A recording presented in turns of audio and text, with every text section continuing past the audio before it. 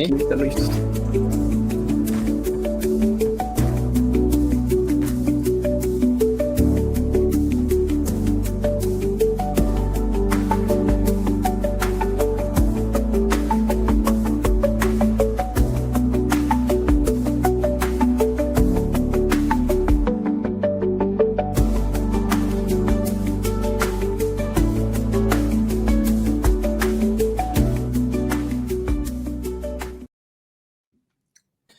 Olá, boa noite, sejam bem-vindos.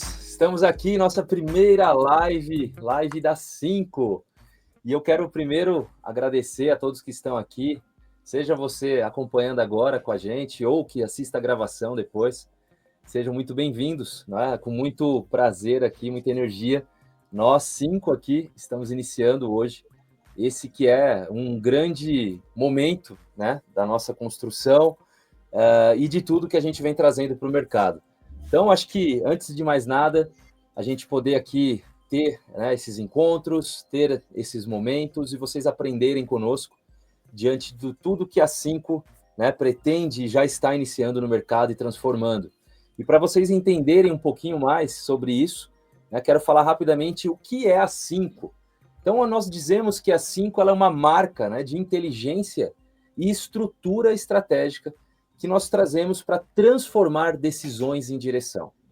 Então, nós não somos uma consultoria, nós somos aqueles que executam projetos estratégicos. Se você é um empresário, se você é de uma estrutura empresarial, seja um diretor, né, ou alguém ali que é um decisor, você pode precisar de estrutura para fazer com que a empresa cresça, com que a empresa mude de nível, né, ou simplesmente esteja num momento de recuperação. Para tudo isso, a gente traz a missão de alinhar marcas, negócios e pessoas com aquilo que realmente importa. E fazer isso de forma clara, aplicável e consciente. Então, esse é um pouco do que nós falamos sobre a 5. A 5 é um modelo onde a gente vai trazer um hub, um ecossistema com pessoas extremamente qualificadas, profissionais que aqui estão, né, e apresentando rapidamente nossos, né, integrantes aqui hoje. Então, nós temos aqui, primeiramente, o Bruno Boteon, né, o nosso founder aqui em conjunto, assim como eu, né, Leandro Gomes, o Aragon, né, também founder, o Johnny Mello também aqui, né, um founder, né, em conjunto, e o Thiago Marcílio, que é, né, um senior partner aqui de peso, que está fazendo parte desse timaço aqui. Então, acho que cada um depois, né, vai se conhecendo, vai falando, mas vamos direto ao assunto, né, vamos trazer aquilo que importa. E hoje nós vamos falar sobre um tema que é extremamente valioso. Mas antes de falar desse tema, eu quero que vocês comentem aqui de onde vocês estão falando, se vocês atuam numa empresa de médio, grande porte, ou até mesmo uma pequeno porte, né? Para a gente saber e começar a conhecer vocês aqui, deixa um comentário aqui nessa live, legal? Bom, diante disso, o que eu quero falar agora? Eu quero falar sobre o que significa Vozes da 5. Então, nós estamos criando um projeto que, dentro disso, ele traz uma visão muito ampla do que a gente chama de trazer artigos, de trazer reflexões poderosas. E dentro disso, né, nós olhamos para isso como uma forma de provocar, de discutir, de refletir. E eu acho que é nessa visão, né, nessa introdução, que a gente olha para um nível ainda mais estruturado, de verdade. Então, com essa série, a gente vai trazer pontos relevantes sobre o que nós estamos, né, já iniciando e construindo, e, de alguma maneira, contribuir com conteúdo riquíssimo aqui para vocês acompanharem conosco. Hoje, o tema desse primeiro encontro nosso é o que eu vou agora apresentar aqui para todos, que é o seguinte: por que os produtos falham e as marcas morrem? Então, para quem não conhece, depois nós vamos deixar aqui o link também, compartilhando com vocês, para vocês, né, usarem isso como uma referência, como um norte, uma bússola, né, para a vida, para a carreira de todos vocês. Legal? Bom, então, para a gente agora olhar para tudo isso e começar, eu quero dizer o seguinte: eu quero dizer que olhar para o que é um produto que morre, uma marca que falha, quando a gente olha para tudo isso, a gente percebe que diversos exemplos, né, a gente vê no mundo das empresas, no mercado corporativo, e eu quero que hoje aqui vocês tenham, nesses 60 minutos, uma visão do que você deve e não deve fazer. E com a colaboração dos meus colegas, a gente olhar para isso juntos e a gente construir aqui, né, um grande encontro hoje, que é o nosso inaugural. Então, fica com a gente para o final desta live aqui, você ser capaz de dominar o que eu chamo dos 10 sintomas daquilo que a gente vai tratar e dizer aqui dos fatores críticos do insucesso, para você não cometer isso, ou para você direcionar a sua equipe, ou, né, a sua empresa no rumo certo. Legal? Bom, e aí, para a gente começar, eu quero primeiro dizer o seguinte, quem aqui já passou por isso, de ver uma empresa, uma marca, ou o próprio produto, que muitas vezes está atuando, ele de alguma maneira diluir, né? Ele se esfacelar ao longo do tempo. Então, acho que esse é o primeiro ponto que a gente começa a pensar juntos, e eu quero aqui compartilhar com os meus colegas, né, dessa visão, e saber um pouco de vocês também, né, trazendo nessa conversa, o que vocês entendem que é um fator que gera esse tipo de situação de um produto, uma marca, ela desfacelar ao longo do tempo. Queria ouvir um pouquinho de vocês também e aproveitar e dar espaço aqui para todos. Brunão? Posso começar? Vai lá, Ô, Thiagão, vai, start o engine aí, cara. Vai, pode soltar, pode apertar o play aí que eu vou na sequência. Solta o play. Então, vou lá. Bom, primeiro, boa noite a todos. Eu acho que é um momento super bacana aí para a gente passar um tema super relevante. E eu começo já trazendo algo voltado para a minha expertise aí, falando da minha caixa aí de GTM, né, de RGM, toda a estratégia de precificação, voltado para esse tema tão importante aí que a gente veio trazendo aí, como o Leandro colocou, né. E aí eu acho que, fazendo essa introdução, né, o grande fator, né, de que eu trago aqui é um pouco de falta de ação que integra essa eficiência, né, que faz exatamente o contrário de conectar e alinhar e monetizar toda essa decisão estratégica quando a gente fala desse tema aí de os produtos falham, né, e as marcas morrem. Um ponto relevante que eu trago inicialmente falando sobre, né, um pouco da minha relevância disso é a parte de integração e eficiência, seja de dados, de informação, de contexto, né, um pouco do que é a responsabilidade estratégica dentro de uma execução mais inteligente, que eu acho que leva tudo isso para o final aí, que é o que a gente está falando aí sobre a marca morrer, né, a relevância disso tudo.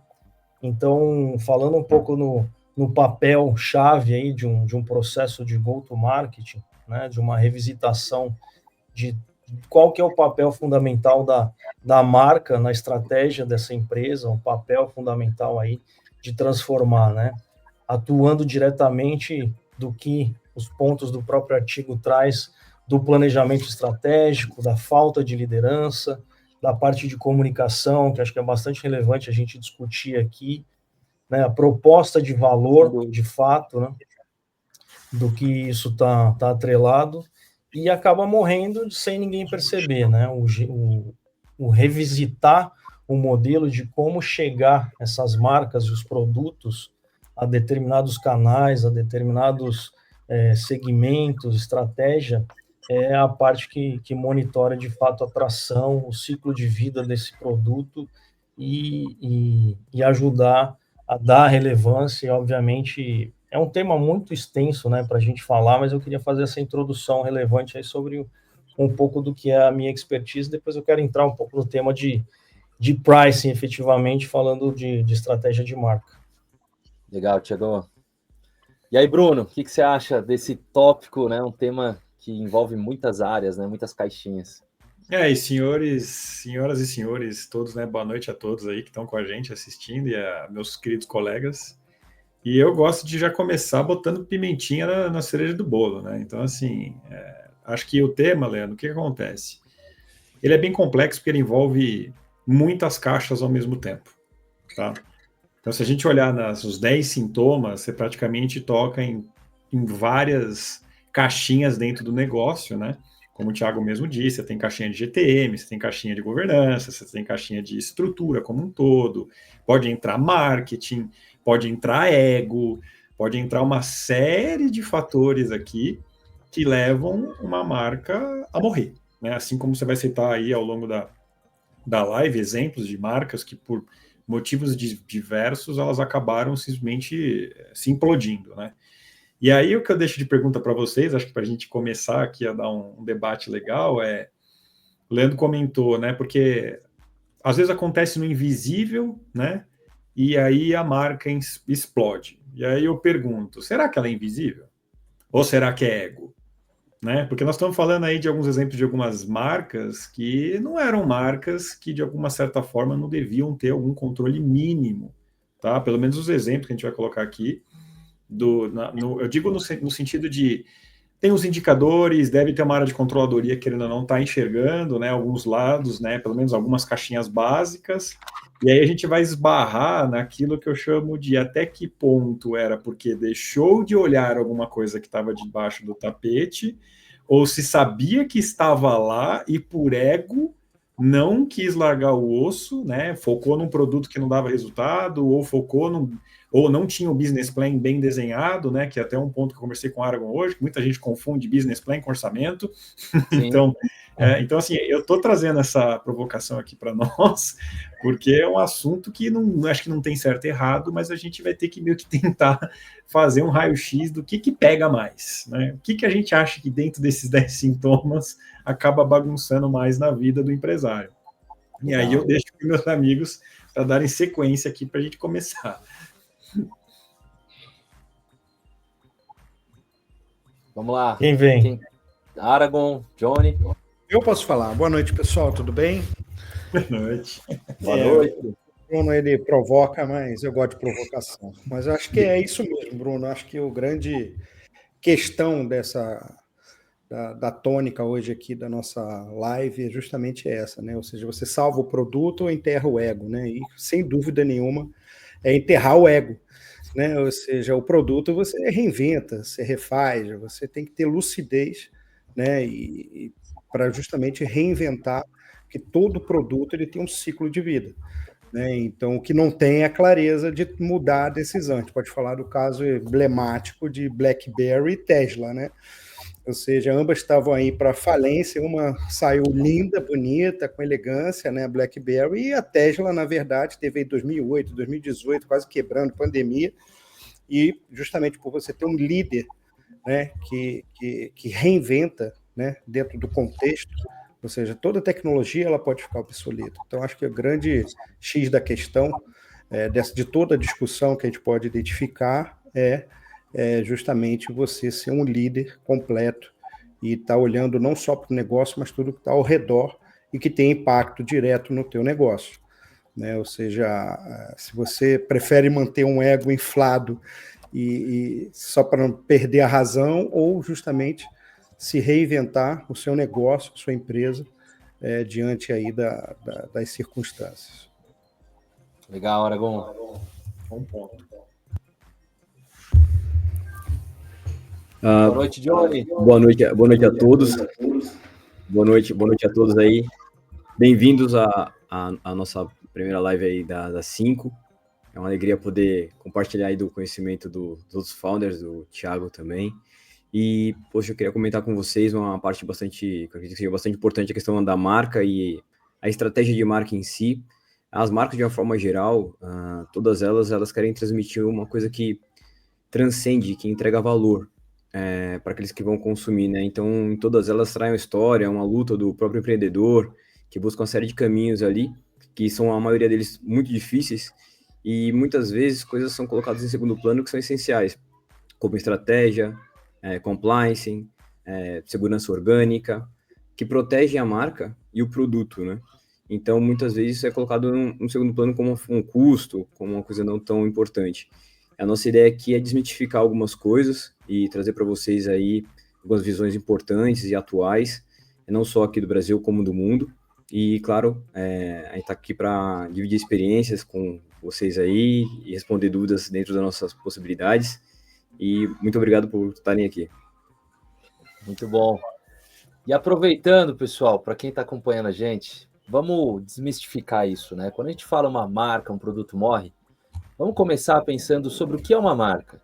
Né? A marca, ela é uma promessa que uma empresa faz ao cliente. Do quê? De concretizar aquilo que simboliza em termos de benefícios funcionais, emocionais, sociais ou de autoexpressão. E não sou eu, Leandro Gomes, que estou falando isso, é o David Acker, pai do branding, né? Onde eu trago isso no artigo. Para a gente trazer, né, uma melhor ainda estruturação desse tema, é a gente entender que uma marca ela é criada por uma pessoa, por um fundador, né? E isso vem de valores, né? De história, de um desejo, ou seja, a marca ela se torna uma personificação daquilo que é o seu criador. Então, são visões de experiências somadas ao longo de tempo de vida, erros, acertos, que culmina em alguém com coragem fazer e lançar algo disruptivo no mercado para literalmente preencher um buraco ali, né, que às vezes um público consumidor esperava, e quando isso é feito, ele ou literalmente faz o negócio crescer absurdamente, ou ele pode já, mesmo de largada, também ter um insucesso. E quando a gente olha para isso, né, e agora trazendo para todos aqui, eu quero que vocês saibam o seguinte, para quem está com a gente. Nós vamos falar daqui a pouquinho sobre o que a gente chama da anatomia do fracasso. Se um produto morre, ele tem que passar por uma autópsia. E se a gente olha essa autópsia de perto, a gente vai olhar nessa anatomia, como que isso foi, como isso chegou. Então nós vamos falar sobre os 7 sinais mortais. Né? E esses 7 sinais mortais, daqui a pouquinho nós vamos entrar no detalhe. Mas antes, eu quero falar com vocês o seguinte. Dentro do que eu trago da minha vivência, experiência de anos atuando em empresas, no mundo corporativo, a gente entende que muito desse fracasso, e aí eu trago essa bola aqui para todos, é o seguinte, quando a empresa ela começa a não ter ações integradas de eficiência, o negócio começa a ruir. Ou seja, o resultado não aparece, e aí tudo começa a pipocar literalmente. Queria ouvir aí, Thiago, a sua visão sobre isso também e da gente trocar sobre essa experiência. Ô, Leandro, fazendo só voltando ali na minha introdução, acho que é super importante o nosso principal objetivo é desmistificar muita coisa que a gente já viveu, né? Como atendendo consultorias, atendendo empresas, e eu trouxe 2 siglas em inglês aqui que acho que é importante colocar o que é também para a gente se aprofundar um pouco mais na discussão. A primeira é o GTM, que em inglês é o Go to Marketing, como eu vou ao mercado, né? De que forma eu quero que o meu produto chegue ao meu cliente, ao meu consumidor, né? Vou dar alguns exemplos bem rapidamente, não é o foco aqui, mas eu vou via distribuidor, eu vou via canal e-commerce, como que eu vou? E a outra é o RGM, é o crescimento, o gerenciamento do crescimento da receita. Então, que nada mais é do que RGM, a gente fala que é um dos pilares ali dentro de uma empresa, que é o que impede que o negócio, bem resumidamente, que o negócio cresça perdendo dinheiro. Ele olha sempre para falar assim, eu preciso crescer, algumas das vezes posso até vender menos, mas que isso tenha margem de lucro, de contribuição. Então, só para também a gente não passar, né? Mas trazendo um pouco da sua pergunta, Leandro, eu volto, né, para o tema aí que eu domino, o principal assunto, que é o grande fator aí, quem que nunca ouviu a gente falar já que quando uma marca ela se deteriora, uma marca morre, foi porque em um determinado momento a gente não gerou valor a essa marca. Quando a gente gera valor, como que a gente constrói essa marca, como que eu posso refletir isso em preço, né? Isso determina o quê? Uma precificação errada. Eu tenho uma comparação por preço e não por valor. O que é aquela marca, né? Seja um relógio de uma grande grife ou um relógio muito parecido, né? Valores completamente distintos, né? Em um determinado momento, se eu quero ter uma competição errada no mercado e fujo do valor que a minha marca entrega, qual o benefício que a minha marca entrega, obviamente a tendência é ela morrer, né? O que a campanha, né? Eu trago outro tema aqui, o que uma campanha vende, grandes campanhas vendem de fato, mas não lucram. Então, o que está por trás disso? A visibilidade desse retorno de investimento disso. Então, acho que eu trago de novo esse tema porque acho que preço e marca, eles andam muito juntos aí, né, Leandro? Para falar sobre esse tema específico aí. Não, faz total sentido. É muito isso, né? Isso impacta. É como se fosse a marca ou produto, ela se a gente olha, né? Como se fosse, tem ali o corpo humano, tem os órgãos e tem as células, né? Acho que é como se fosse uma representação, né? Onde a gente vai conectando isso, as células precisam estar ali se combinando, os produtos, serviços, né? Marcas, acho que representa muito bem isso para o ecossistema todo funcionar, né? Operante em funcionamento. E eu queria ouvir aí também de vocês, né? Bruno, Aragon, Johnny, o que vocês têm a me dizer assim sobre essa questão da gente olhar empresas que têm tudo para dar certo e começam literalmente a sair do trilho, né? Trazer alguns exemplos aqui para a gente, né, trazer à tona essa discussão.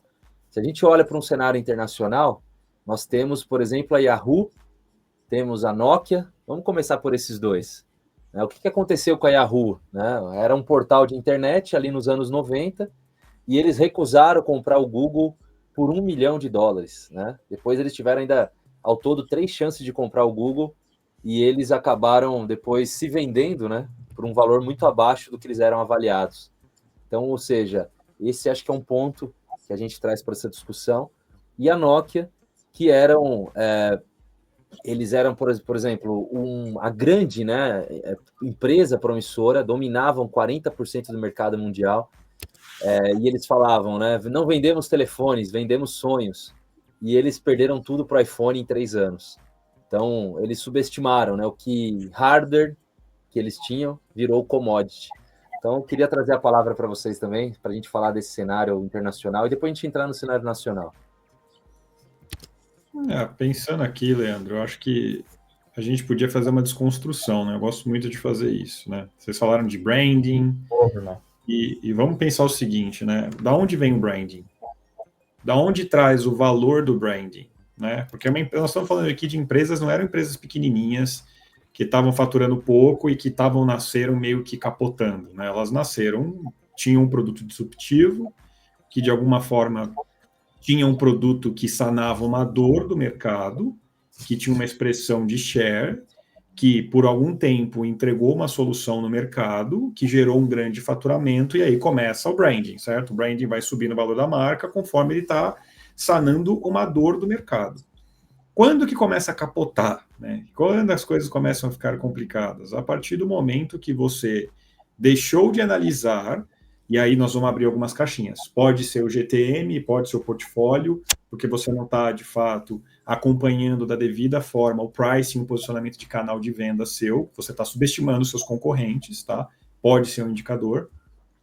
Pode ser uma questão de você ter uma falta de visão de negócio, ou seja, depois de um determinado período você já não sabe corretamente, porque você já não acompanha a sua caixinha de GTM, ou porque você se perde com o marketing na governança de para onde a sua marca tem que ir, e dependendo de como, acho que o concorrente bate, você tem pouco tempo, né, para você tomar uma decisão de ou você largar um produto do portfólio, e você recomeçar, e você ter que tomar decisões muito abruptas, né, por isso que eu falo que é uma mistura de falta de acompanhamento, acho que, de GTM, né?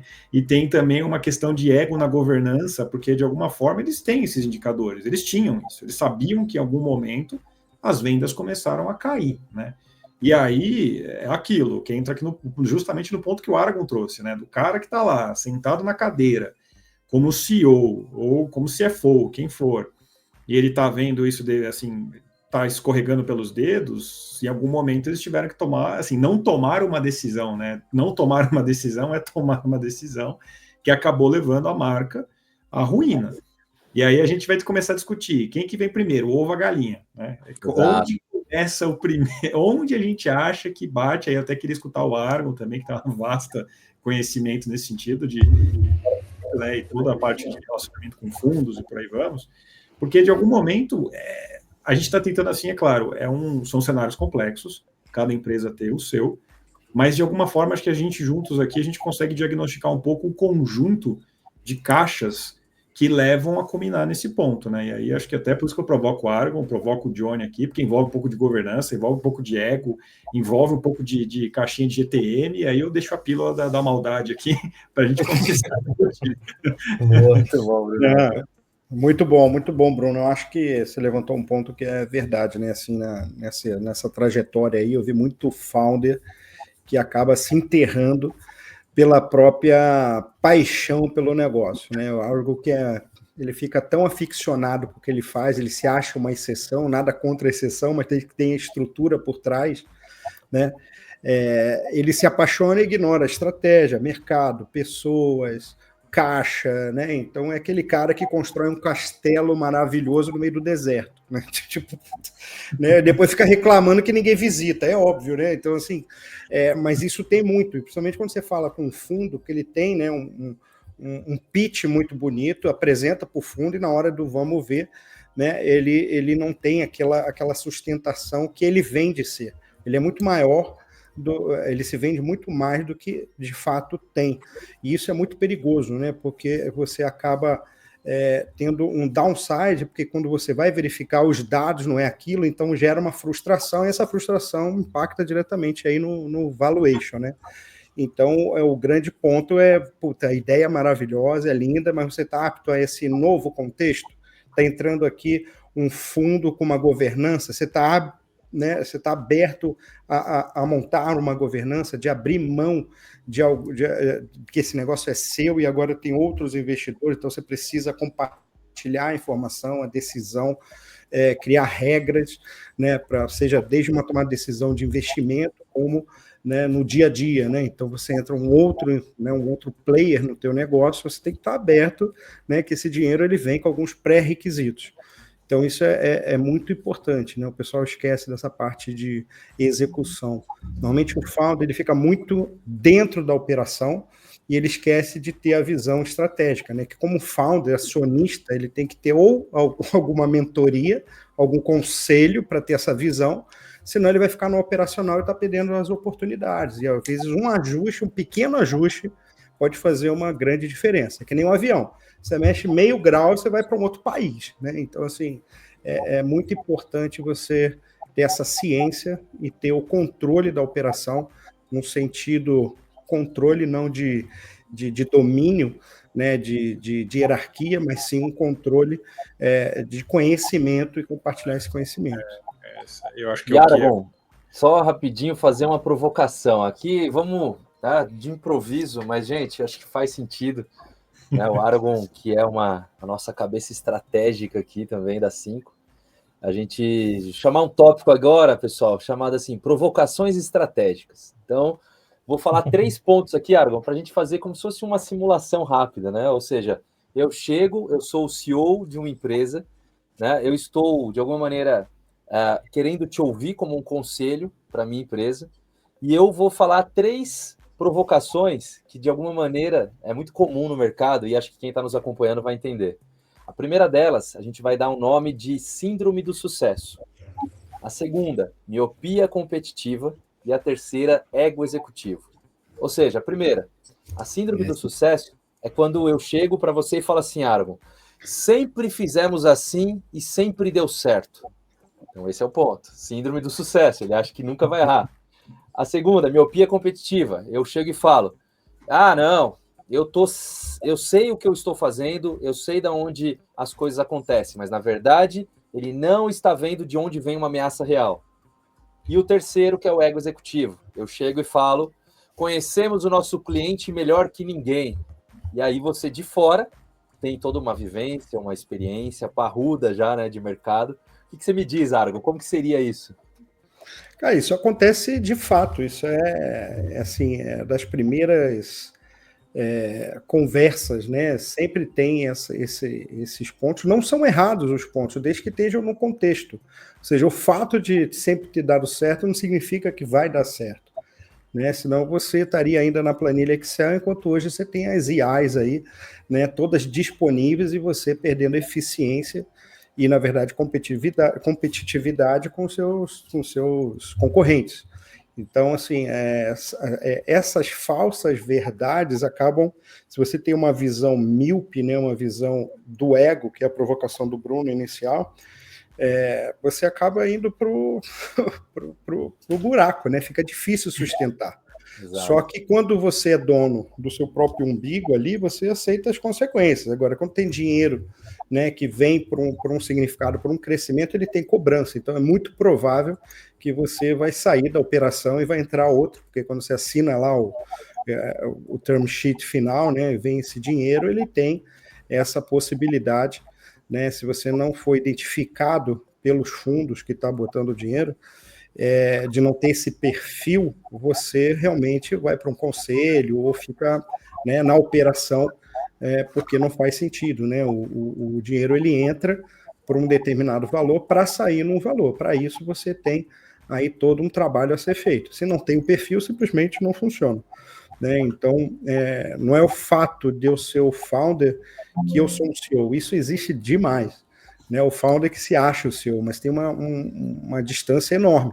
Pode ser, sim, pode pegar uma mentoria, entender, ter a humildade de aprender e virar um ótimo CEO, porque nada melhor que um CEO que conheça seu próprio negócio, mas a gente não pode esquecer que o CEO ele é o executor da estratégia, que isso está dentro do conselho de administração, que por sua vez é eleito pelos acionistas, né? Então, os acionistas escolhem um conselho, esse conselho, né, faz o planejamento estratégico, justamente para o CEO executar com o seu corpo lá diretivo essa entrega, esse plano, né? Então ele é um executor por raiz, mas ele leva também assuntos importantes que ele está enxergando para o conselho para fazer as rotas e os desvios e as discussões necessárias.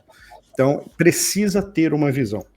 Então legal. Esse fato, pô, sempre deu certo, o cliente sempre foi assim, são os grandes erros de Blockbuster, né? Sempre foi desse jeito, né? Enfim, você tem N casos, como você colocou, Yahoo, BlackBerry, né? Ou seja, era uma tecnologia fantástica na época e ignorou ali o iPhone, e muita gente ignorou.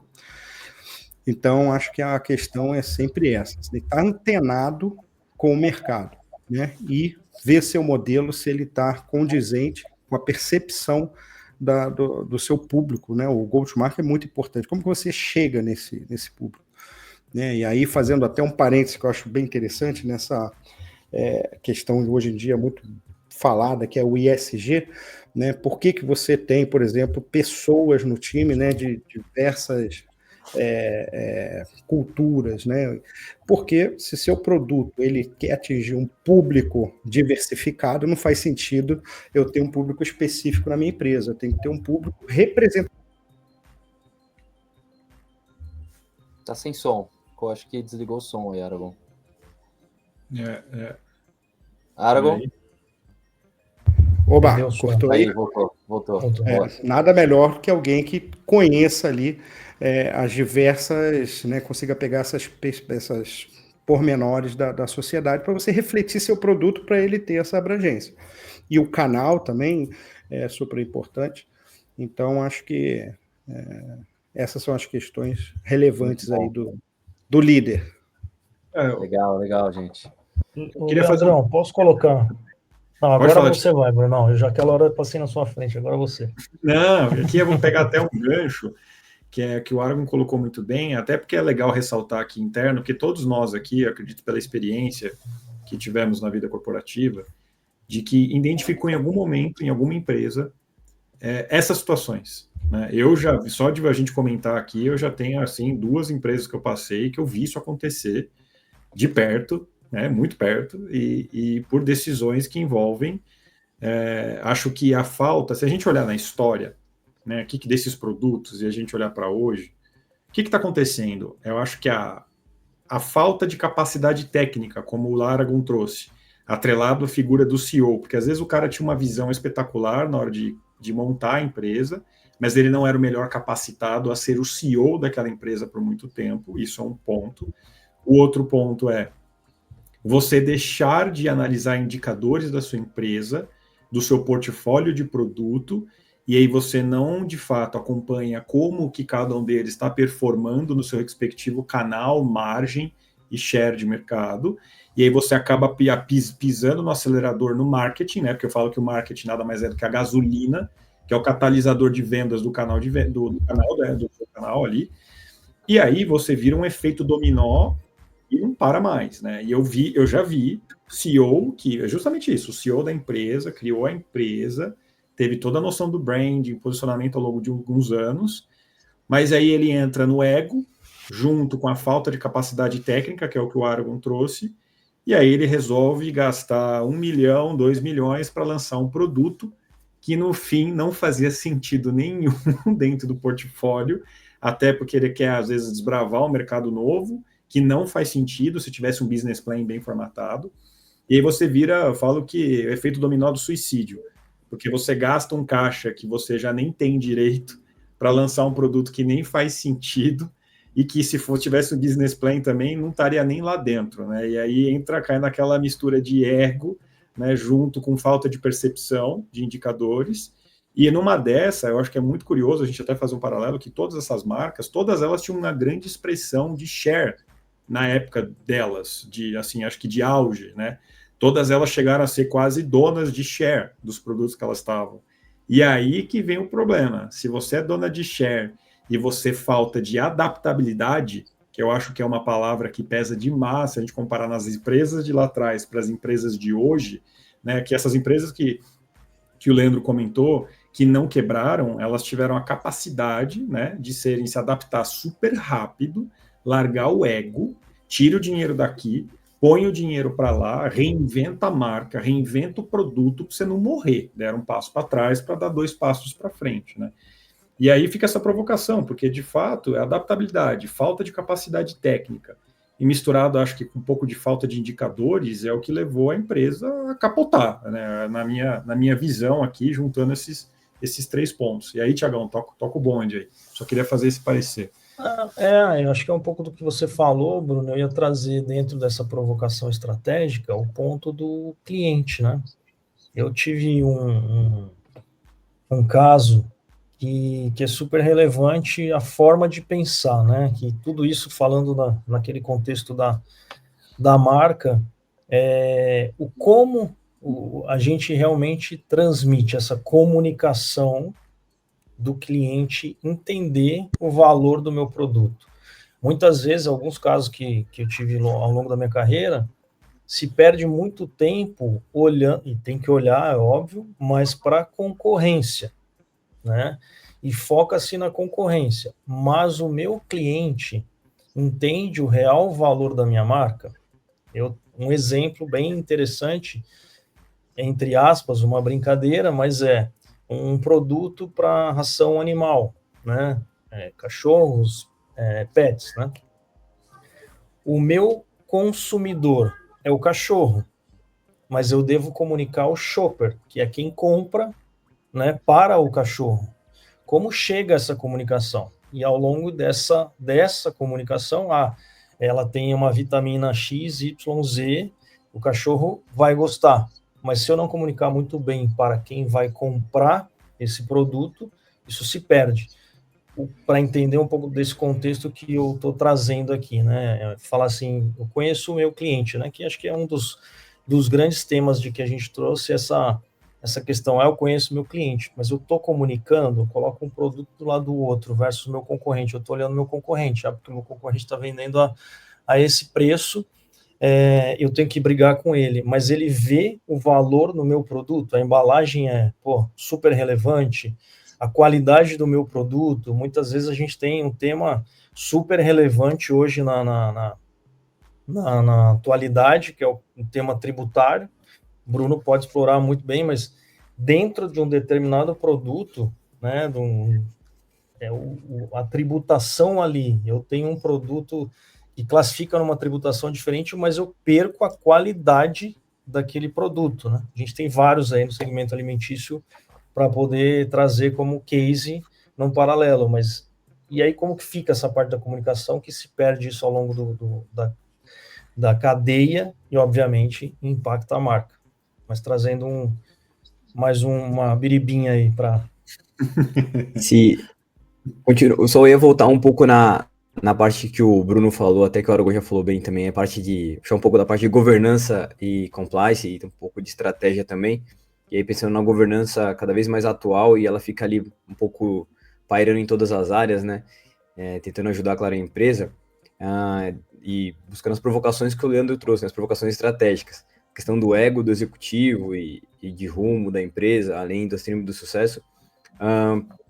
Um exemplo que eu acho que é bem alegórico, se a gente pensar no Titanic, existem algumas frases que falam que, isso nunca foi provado, né, mas o Titanic como o navio que seria infundável, que não iria, e pela sua grandiosidade à época, realmente todos pensavam isso, né, e aí foi comprovado que não era o caso, que acabou afundando. Em uma palestra do Amir Klink, ele fala exatamente o contrário. Ele sabia que o barco iria virar. A preocupação dele era descobrir como desvirar o barco e fazer um barco que seria o mais fácil de ser desvirado. E, na verdade, isso talvez seja uma grande métrica para as empresas, porque o disruptivo, o novo, vai acontecer.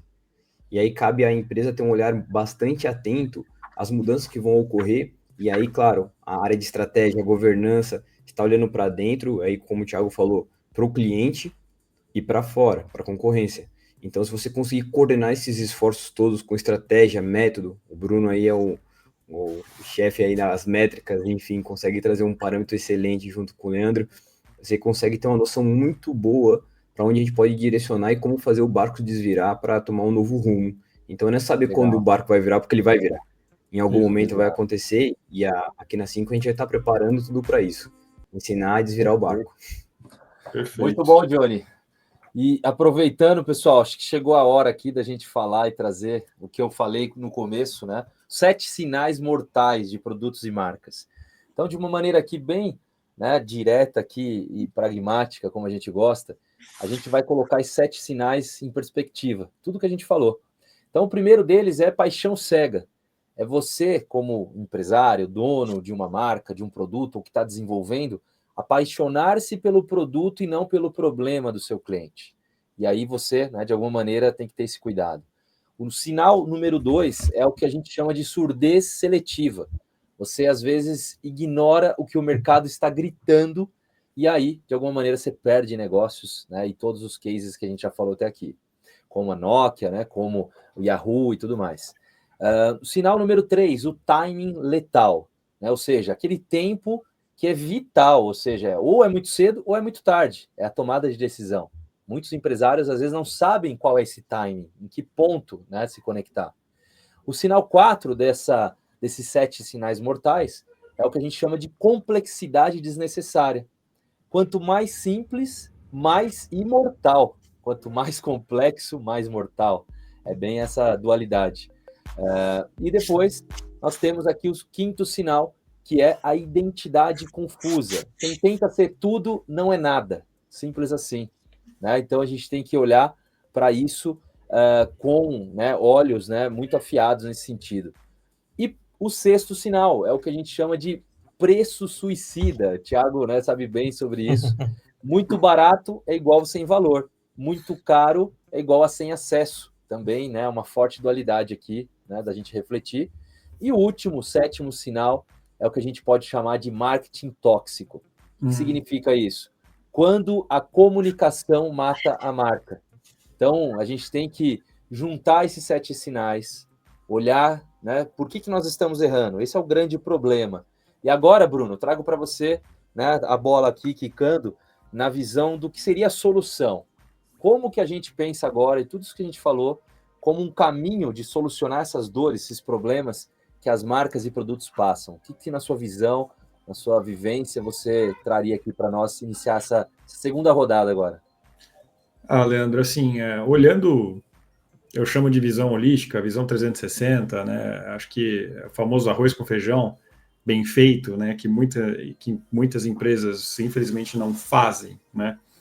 Eu acho que o que falta é como vai misturar um pouco de do que todo mundo trouxe um pouco, tá? Assim, comunicação, governança, business plan, né? Uma controladoria. Por que eu falo isso? Porque a controladoria é o reloginho, né? A controladoria vai ter que olhar o que está acontecendo com os números da sua empresa, que querendo ou não, muita gente não olha, tá? Aí você precisa de flexibilidade, né?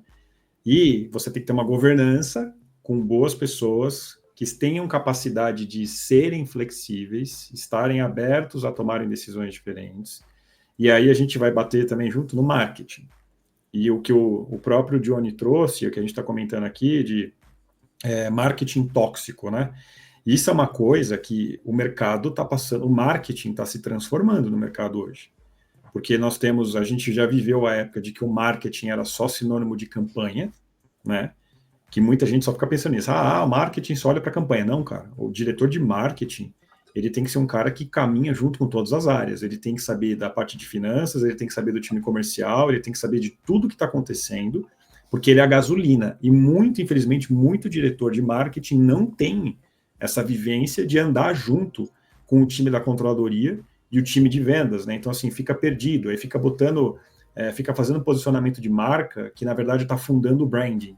E, então, assim, eu falo que algumas caixinhas básicas, né, junto com que não pode ter o excesso de ego de um CEO, né, que é justamente isso, de você sentar numa mesa e você meio que juntar com os pilares, né, sejam ele marketing, vendas, administrativo, RH, tributário, que também estaria dentro da controladoria, mas de fato todos trazerem na mesa uma percepção do como a empresa está, como os meus produtos estão se posicionando, a empresa está indo para onde ela gostaria de estar.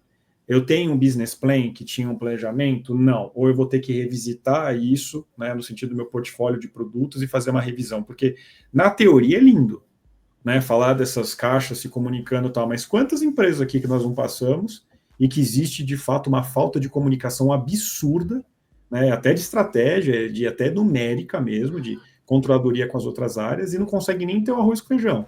Aí você junta ego do marketing, ego do comercial, ego da controladoria, ego do CFO, aí você junta tudo isso, você põe numa caixinha, chacoalha e vira uma guerra interna na empresa. E aí acontece essas síndromes que você acabou de colocar na mesa.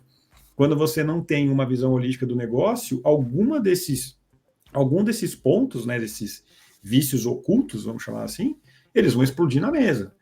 E aí, como o próprio Johnny disse, estamos falando dessas marcas, que o Titanic, né, vamos chamar todas elas de Titanic, elas, de alguma forma, esqueceram de saber que, como o próprio Johnny colocou muito bem, todo mundo tem que estar preparado que uma hora o jogo vai mudar. E você não vai ser o bababã do mercado toda hora. O que te mata? O que te mata não é saber que você vai ter um concorrente que pode estar na sua frente. O que te mata é você não enxergar o concorrente e você não se adaptar para você não capotar. Né? Então, Exato. Assim, acho que a gente está unindo várias caixinhas aqui, né, para que isso possa acontecer de uma forma saudável, né? E é por isso que eu falo, até trazendo agora um pouquinho rapidamente só do orçamento e de business plan, é isso. Que as maiores das empresas ficam com as caixinhas passadas, aí sentam no ano, falam de orçamento como se fosse o futuro da empresa, não tem nada a ver uma coisa com a outra, aí não olham para o business plan da empresa, porque de fato é você falar quem sou eu, o que eu quero fazer, para onde eu quero ir, e confunde com orçamento de entupir de meta. E aí fica achando que é só faturar, é só ficar fazendo campanha, entendeu? Aí faz um planejamento de posicionamento de canal todo errado, enfim, aí nós vamos entrar em vários desdobramentos. Mas no meu ponto, o que falta é essa visão holística, não uma teórica mesmo, das caixinhas se conversando e tendo uma governança muito fiel, e com um CFO e um CEO que não tem um ego do tamanho, né, do espaço, né? Eu acho que isso é muito importante. E pegando um gancho aqui, pessoal, até para a gente ir na linha do artigo, né? Eu quero falar sobre um ponto importante que é a BVM. O que é BVM? Ou Brand Value Management. Ou seja, a gente olhar a gestão de valor da marca, né? Ou a melhor ainda traduzindo, gestão integrada do valor de marca. Então, de uma marca. Então a gente olha para isso, que é uma abordagem, né, que foi desenvolvida ali, defendida pelo americano David Acker. E nessa visão integrada, essa gestão de valor de marca, ela se torna uma construção de 4 vertentes. Então eu trago isso no artigo, né, acompanhe o artigo, a gente vai deixar o link aqui nesse vídeo, né, na descrição, para vocês acompanharem cada semana aqui os nossos artigos da Vozes da 5. A primeira vertente é o que a gente chama de valor funcional. O que o produto entrega tecnicamente? Depois, nós temos o valor emocional. Como o cliente se sente ao usar um produto ou um serviço? Aí nós vamos para o valor social, que é o seguinte: o que o uso do produto comunica aos outros, né? A percepção gerada, que é aquele famoso boca a boca. E o último, valor financeiro, a quarta vertente, onde a gente vai olhar a relação custo-benefício percebida. Então é muito importante a gente olhar para isso, porque é preciso a empresa, nessa sua estratégia de marca, ela combinar, ela alinhar entre o pensar, o falar e o agir na mesma sintonia. Que quando isso não acontece, é onde mora o perigo, os problemas, né, de empresas que não conseguem ter essa gestão integrada que gere valor, que reflita em resultado financeiro também para os seus acionistas. E para trazer um exemplo muito interessante aqui, até curioso, talvez muitos não saibam, eu, inclusive, estou trazendo isso desse livro aqui, que é o Brand Value Management. É um livro antigo já, mas muito cheio de exemplos, né, do Eduardo Tomia, onde a gente traz o case do Todinho, a bebida láctea chocolatada. Então, para quem não conhece, né, a Quaker, né, que ali a empresa, não apenas criou um produto, mas naquela época, há 40 anos atrás, uma nova experiência de consumo. E aí, trazendo rapidamente do que está aqui na entrevista, onde o autor do livro fala com um dos, que segundo ele, né, aqui na entrevista foi o representante ou aquele que liderou a equipe na época da Quaker, João Damiani. Ele fala sobre, naquele momento, a Quaker ela queria lançar uma bebida que se chamava, por exemplo, que seria uma bebida rápida, mas chamaria Toddy Pronto. E o Toddy, que já tinha, né, ali uma visão clássica, né, do seu produto, como principal produto, não era de alguma maneira atraente ao mercado, não era alguma coisa nova, e ele começou, junto com a equipe, a trabalhar em cima disso, para trazer uma visão nova, uma percepção nova.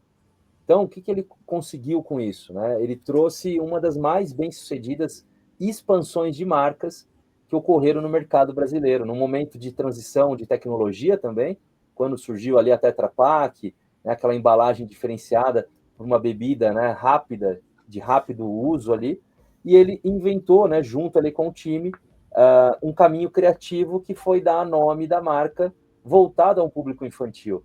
Então, em vez de chamar Toddy Pronto, chamou Todinho.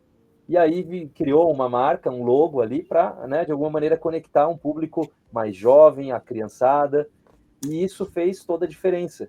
E aí, o que é legal, né, que ele traz aqui nessa entrevista, um trecho rápido, que ele fala a reação de surpresa que todo o time corporativo teve, né, porque eles falaram para ele como uma empresa ali de marketing, né, de criação, de propaganda, porque marca envolve muito isso, né, a criatividade muitas vezes ela é disruptiva no processo de geração de valor para o mercado, não é apenas um produto bem feito, não é apenas um produto bem administrado ou organizado, enfim, que toda a sua cadeia, né, de produção funcione e entregue. Mais do que isso. Então, trazendo para essa discussão, ele falou, né, exatamente sobre isso, que quando eles olharam para aquele trabalho e falaram assim, mas por que a gente vai utilizar um diminutivo da nossa marca? Né, um posicionamento forte, a marca Toddy. E aí, né, ele conseguiu, após muitas reuniões, né, um pouco mais de calma e argumentação, em reuniões internas, aquilo que parecia uma loucura na empresa virou realidade e eles resolveram adotar o Todinho. E por que funcionou, pessoal?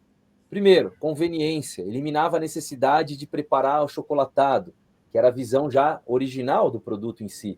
Segundo, aquela visão de facilidade, né? Ideal para lanche escolar, passeio para as crianças. Depois, durabilidade, porque olhou não só por esse nome, conectava também com aquilo que era a tecnologia UHT na época da embalagem, permitia uma longa vida útil, né, sem refrigeração, por um tempo maior do que existia antes.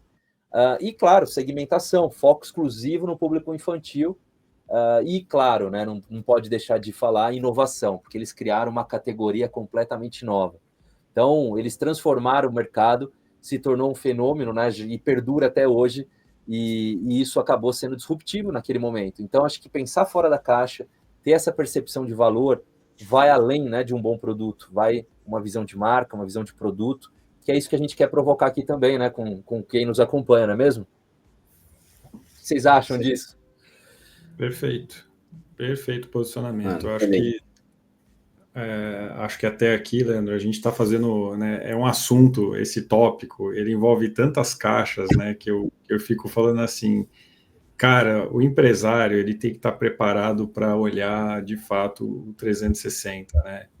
E nós estamos falando aqui, de novo, de casos de adaptabilidade mesmo, né? De você conseguir trocar o barco na medida do que você está enxergando. Só que muitos não estão nem preparados para enxergar dentro de casa. Essa que é a cruel realidade, é por isso que a gente chama até de um vírus, né? Que você chama no seu artigo, de uma Exato. coisa de que está escapando pelo... Não é que veio de fora e ninguém percebeu. É de fora. Mas antes de vir de fora, veio de dentro. Porque dentro tinha que ter indicadores que deveriam estar olhando para fora, né, de alguma forma, e você está acompanhando os seus reloginhos, né, para você saber, tipo, nossa, será que é hora de pisar no acelerador? Será que é hora de reduzir? Será que é hora de ir para um outro canal de vendas? Será que é hora de mudar meu price? Será que meu consumidor mudou mesmo de hábito? Né? Acho que a gente tem que fazer essas perguntas e muitas delas vão bater em ego. E aí eu vou fazer um puxadinho agora e vou falar para o pessoal que está assistindo com a gente. Recentemente saiu uma pesquisa falando que os executivos brasileiros são os piores executivos posicionados hoje em nível técnico. Não é brincadeira. E isso reflete nos números das empresas. Não é à toa que nas pequenas e médias o número de RJ mais quase dobrou. Exato. Então, se a gente olhar, cadê os executivos? Cadê os diretores? Não tem diretor? Vai falar para mim que é culpa do analista júnior? Não, né, gente? Pelo amor de Deus. Então, nós temos executivos ali, né, que estão acompanhando, ou deveriam minimamente acompanhar esses indicadores e deixar um pouquinho o seu ego de lado e falar assim, olha, precisamos rever. E aí eu até gosto de um cara que acho que todos aqui gostam muito, que é do Simon Sinek. Né? E aí ele puxa muito essa responsabilidade pro líder, né? Que é o Golden Circle, se a gente falar aqui, mas de trazer como que, de fato, o líder tem que ser o cara responsável por, primeiro, estar próximo da equipe, saber reconhecer os seus erros e saber que ele tem que evoluir. E bate muito nessa linha do ego, né, Leandro? Porque o cara que está, de fato, ele assume seus erros, já é uma grande porta para, de fato, ele, assim, saber que a qualquer momento ele pode ser o maior share naquele momento no mercado, mas que ele, possivelmente, daqui a um mês, ele pode ter que rever os valores da empresa dele e ter que mudar o portfólio de produtos. Não abruptamente, obviamente, mas talvez criar uma linha nova, mas aí com os indicadores certos, que acho que o Thiago pode trazer muito bem, você tem que fazer uma pré-análise, um pré-estudo para saber qual o momento certo de você atacar um produto novo, ou seja, para você criar um ou enterrar um. Acho que o Thiago pode trazer muito bem esse ponto aqui, porque, no fim, mexe isso, né? Não, Bruno, é isso aí. Complementando, super, super de acordo com o que você trouxe, eu quero complementar com um aprendizado que eu tive de um CEO na minha carreira, que ele me disse assim, ao longo da sua carreira, né, ele falou para mim, acho que é legal compartilhar isso, você tem dois tipos de profissionais. Um que tem visão e o outro que tem disciplina. Você só tem dois.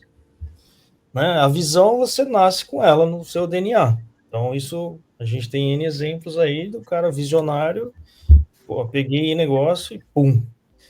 E o outro, e aí eu me caracterizo nessa, eu sou o cara que procuro ser o mais disciplinado possível, que é o cara, pô, você precisa buscar, o que você falou, profissionais, como que os profissionais estão hoje no mercado?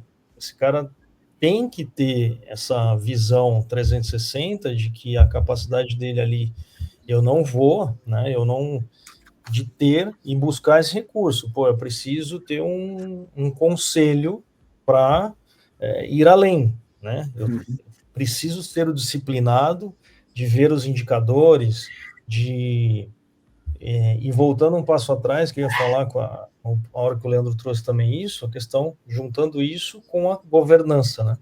Você fala assim, você trouxe muito bem isso também, Bruno, a governança, eu acho que é um dos principais, né? Porque quais são, dentro de N prioridades, quais são as prioridades das prioridades? E a governança, ela vai direcionar isso. Então, a governança necessariamente, se eu não sou um cara supervisionário, que eu vou, achei um nicho do mercado, da marca, que, eu preciso ser extremamente disciplinado para me destacar dentro de marcas, empresas e profissionais. Sim.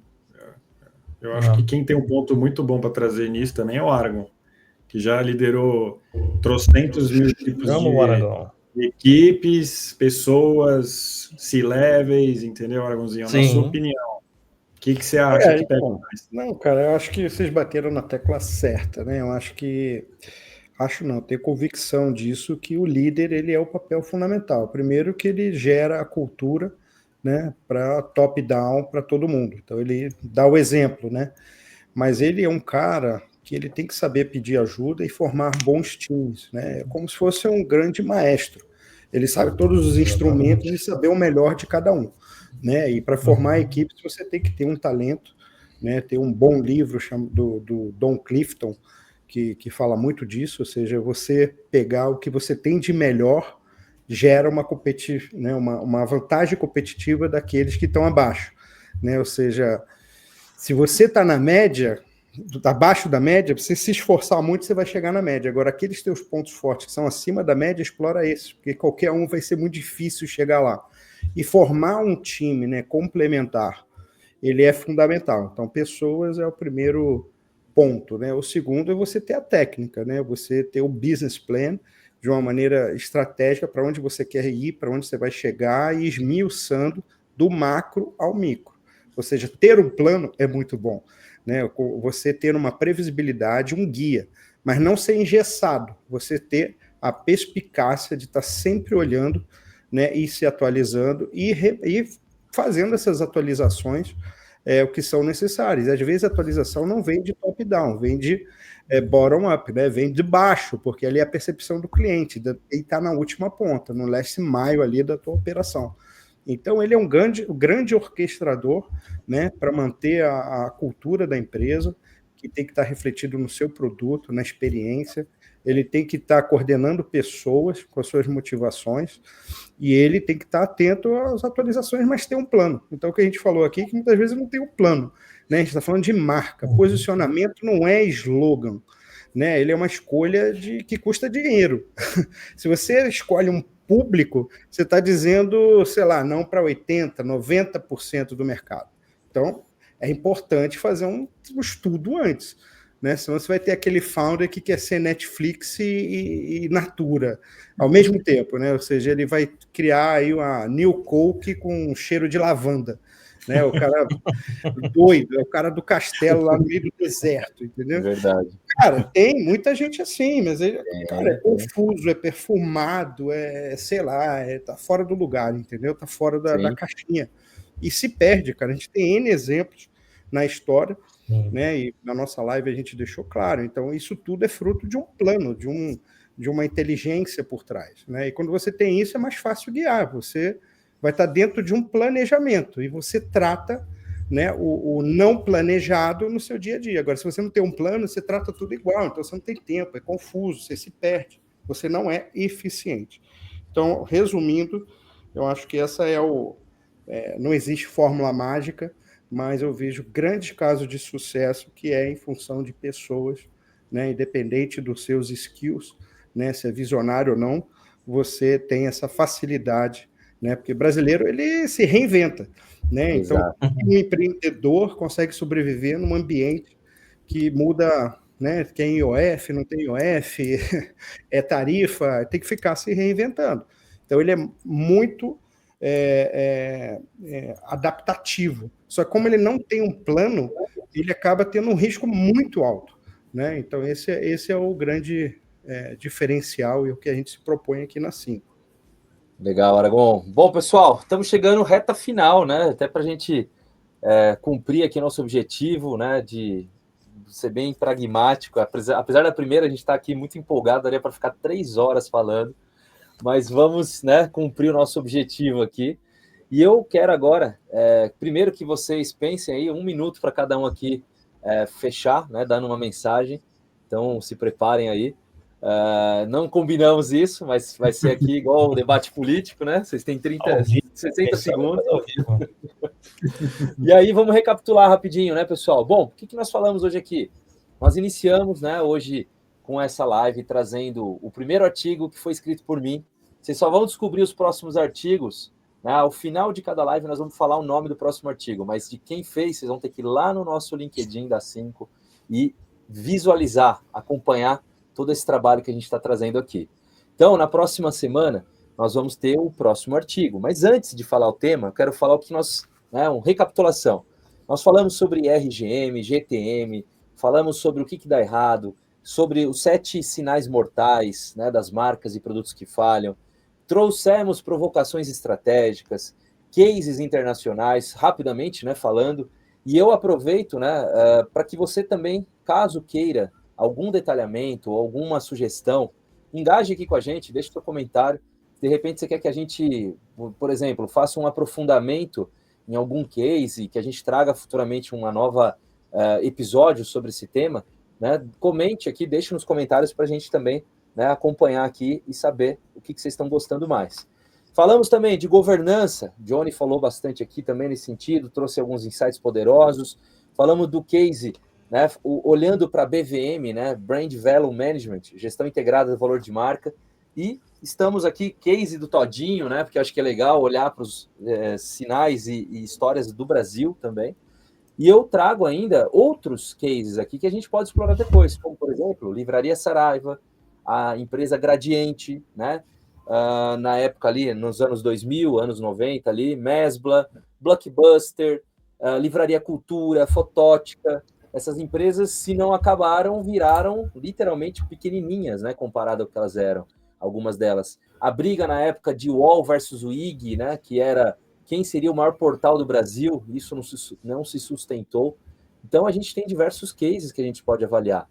Então, eu quero que vocês pensem também nesse sentido para a gente poder trazer cada vez mais conteúdos aqui que tragam essa visão. E aí, aproveito para dizer o seguinte, qual é a virada? Então, qual é a implementação de uma solução? De tudo que a gente falou, e aí aproveito que se vocês quiserem entender tudo que eu trouxe no artigo, que é como se fosse um antídoto aos fatores críticos do insucesso, que estão no artigo, vocês vão poder acessar no link aqui embaixo, ao final aqui dessa live, para vocês terem acesso e baixar um PDF que eu preparei, o chamado Framework dos fatores críticos do insucesso. Você vai poder olhar para isso como um diagnóstico para a sua empresa e depois, claro, entendendo maiores detalhes, caso você queira, né, estender essa conversa junto conosco aqui da 5. Legal? Bom, para a gente fechar com chave de ouro, eu trago a seguinte mensagem da minha parte e depois, né, agradecimento a todos, é o seguinte. Você, empresário, você, um C-level, que não está conseguindo enxergar como conectar tudo isso, às vezes você está tentando fazer tudo sozinho e nem sempre a gente consegue ter o ângulo certo daquilo que precisa ser feito. A gente precisa ter um check-up, a gente precisa fazer uma análise mais profunda, um monitoramento de drivers, né, de indicadores, olhar a fase de ciclo do produto, né, o ciclo de vida desse produto em relação também ao seu mercado, uma jornada do cliente, uma jornada do consumidor, né, ou seja, a jornada do produto também, por que não? Então, tudo isso se conecta para a gente olhar para isso numa visão que gere valor e, consequentemente, gere caixa para a empresa. Se não gerou caixa, você está aí brincando de fazer negócios. Negócio que gere resultado é isso, que gere perspectiva, perenidade, crescimento a longo prazo. E é isso que nós também trazemos como estrutura, como fundação aqui para você sustentar, né, os seus sonhos, o seu negócio, a sua empresa. Então, essa é a minha parte. Eu, né, fico muito feliz a todos que estão aqui e quero agora ouvir os colegas aqui para a gente fechar com chave de ouro. Vai lá, vai, gente. Vai lá, é difícil falar depois do Leandro, né, Bruno? Porque leva a régua lá em cima, ó. Não, mas, ô Leandro,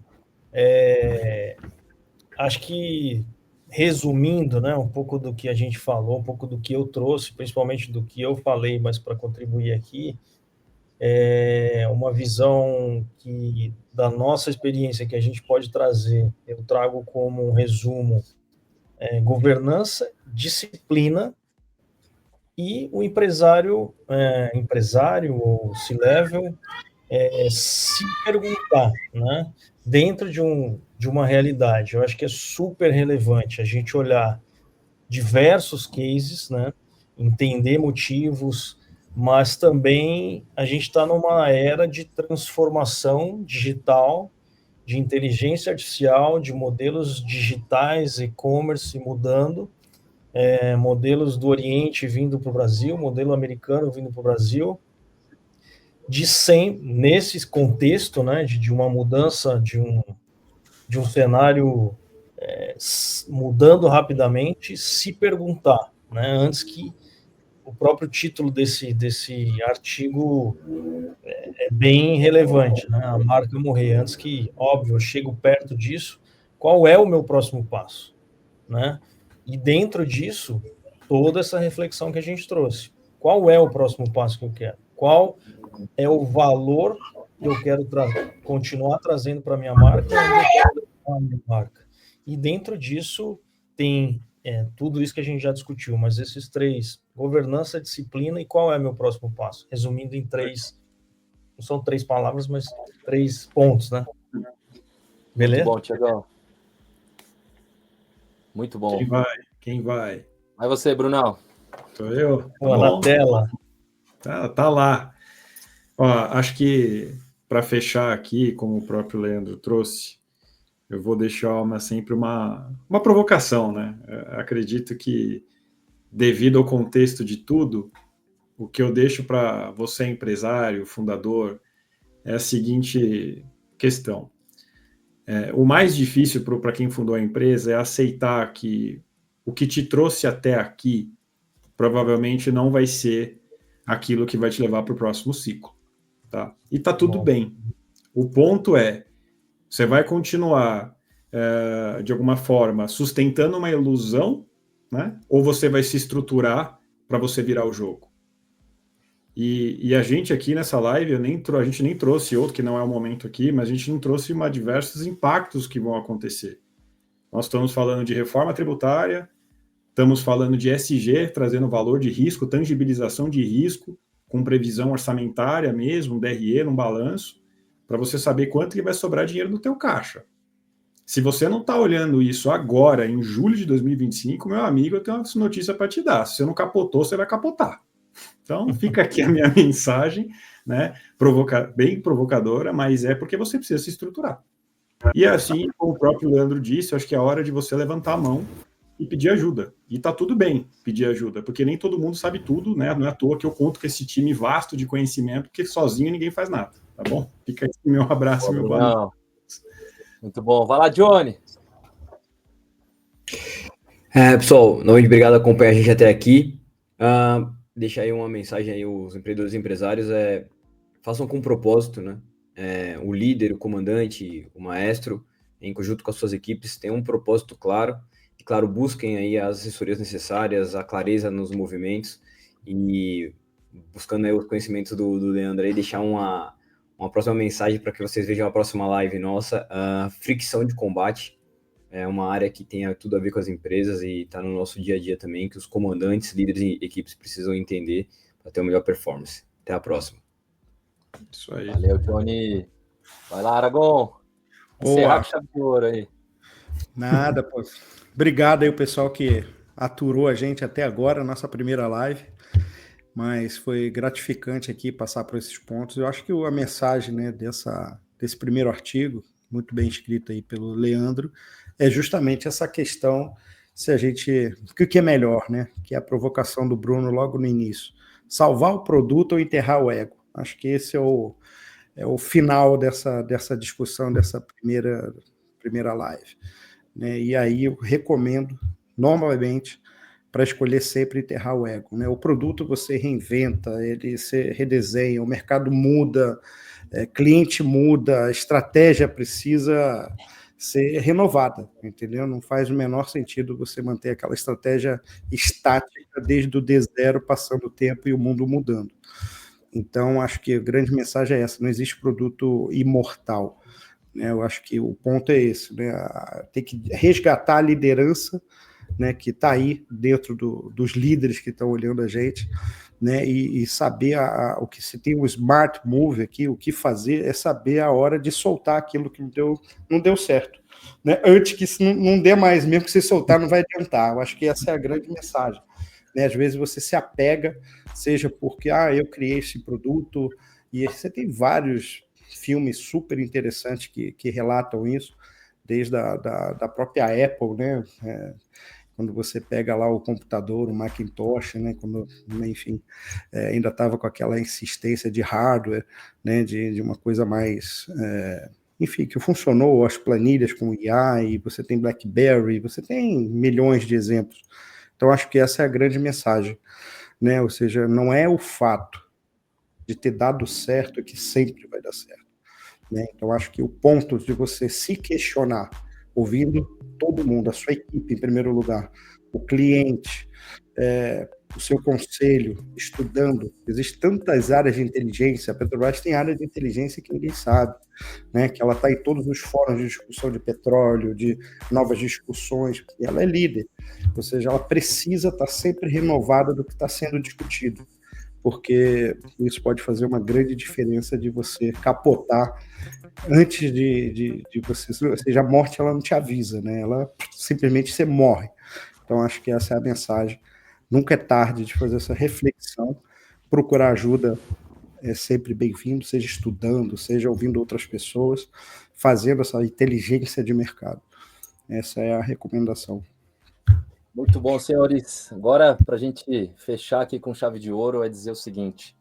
Pessoal, muito obrigado por todos vocês que participaram. Se você gostou, deixa o like, se inscreve e compartilha, né? Senão não faz sentido. Nós estamos trazendo aqui conteúdo muito rico para você levar para o campo de batalha, para você gerar valor agregado, né, deste vídeo, para você levar uma reflexão prática do que você pode fazer no seu dia a dia, na empresa onde você está, no seu negócio, e isso transformar em resultado que gera, né, não só resultado para a empresa, mas resultado também no seu desenvolvimento, no seu crescimento, ou simplesmente, se você é um empresário, na sua paz de espírito para dormir em paz à noite quando alguém está olhando para o seu negócio. Se você precisar de ajuda, conte conosco, nos siga nas redes sociais, a 5 está aqui para isso, para trazer estrutura para o seu negócio, para ter esse time de peso olhando e te dando esse suporte para você crescer, né, e literalmente fazer as coisas acontecerem. Então é isso, tá certo? Bom, próximo tema, na próxima semana, nós vamos trazer o seguinte ponto. Nós vamos falar sobre... deixa eu só aqui, que agora saiu aqui da pauta aqui. É sempre assim, ao vivo é isso, pessoal. Me ajuda aí, Bruno. Fala o próximo tema aí, para ficar mais prático. Falar do meu artigo, pessoal. Nós vamos falar de faturamento, tá? O grande vício das empresas acharem que crescer faturamento é sinônimo de sucesso. Tá então bom? Vamos lá, ó. O Bruno deu spoiler, não era para dar, mas tudo bem. Crescimento sem estrutura, a armadilha do faturamento. Então nós vamos falar sobre isso, tá certo? Na nossa próxima live. E eu espero vocês aqui junto com a gente. Então é isso. Nos vemos na próxima semana. Um grande abraço a todos. Valeu, uma ótima noite. Tchau, tchau.